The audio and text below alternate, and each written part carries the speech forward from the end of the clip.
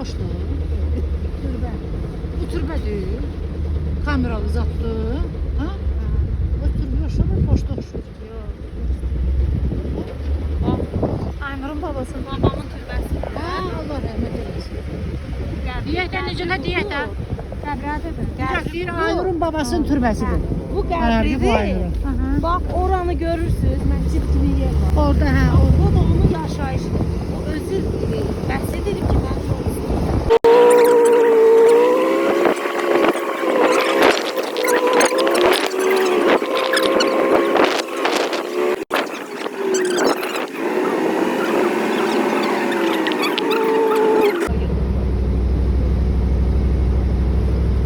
Nə dərsiz? Aparaq sizdə. O köçək məsəl.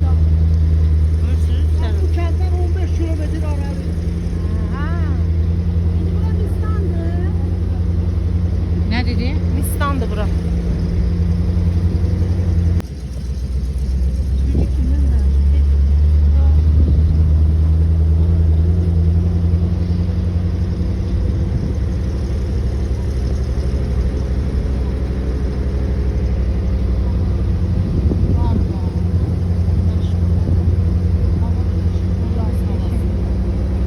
Fikir verin, siz təbiətə fikir verin.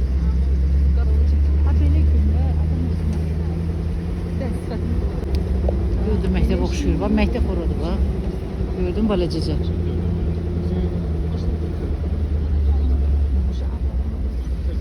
Nə bilim, zabit.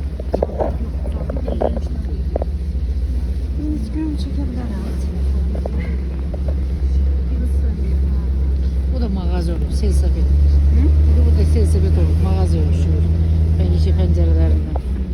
Məktəbin yanında mağaza, balaca da baxacaq.